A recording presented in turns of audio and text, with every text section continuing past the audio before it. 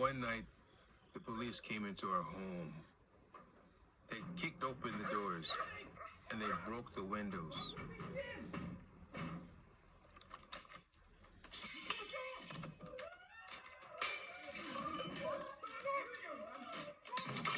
They told us that they were taking the house, that it was no longer ours.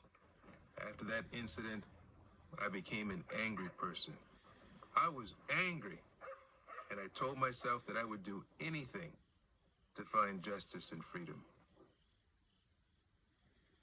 Apartheid caused divisions among people.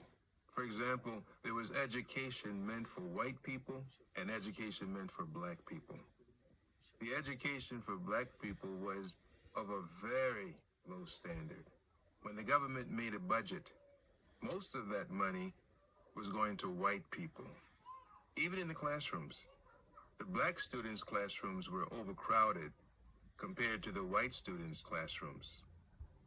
While I was growing up, I was determined to become a lawyer so that I would be able to fight apartheid legally.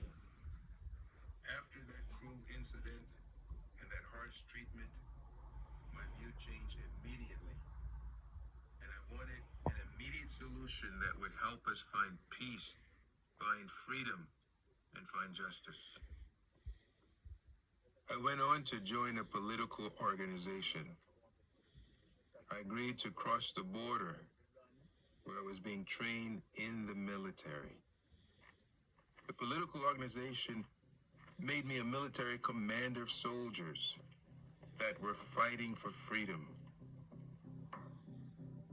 My responsibility as a commander was to establish cells where we could store our weapons for war and to train others who came to join that organization. We were training them in guerrilla warfare, showing them how to use guns or different explosives that we stored in those cells.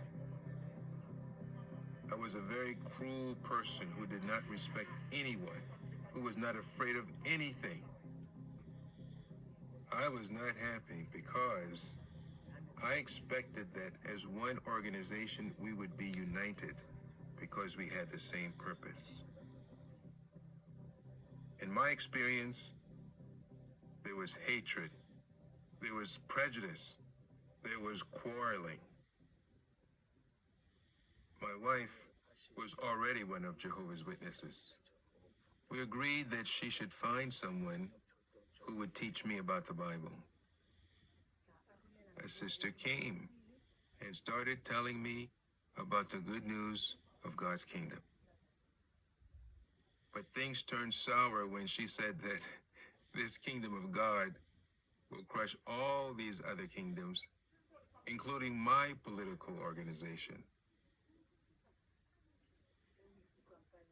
I was furious as I was talking to her, but I saw that she was just smiling, not shouting, not even retaliating. I was surprised. It touched my heart. They invited me to the Kingdom Hall. What really got my attention is that everywhere I looked, everyone in the hall was participating. Little children were raising their hands, giving their answers freely. You could see they were well prepared and stayed on the topic. Each and every one of them found scriptures quickly. I was a university student, but I was unable to find the scriptures. That made me think, hey, I want to be the same as them. I noticed that the kind of education that they were receiving in Jehovah's organization was of a high standard compared to what we receive under apartheid, which was of a very low standard. From my experience, it is clear that trusting in people is chasing the wind, but putting trust in Jehovah God brings people happiness. Since I was young, I just wanted to find freedom, find peace, and become a happy person. but I could not find it until I came into the Kingdom Hall. That is where I found real freedom. I found real justice. I had real happiness, and I was shown what real love is. My life has changed tremendously. I have a close relationship with Jehovah. That relationship caused me to become a loving person, a person who is empathetic, someone who strives hard to be humble, someone who lives with people in peace. I clothe myself completely with a new personality.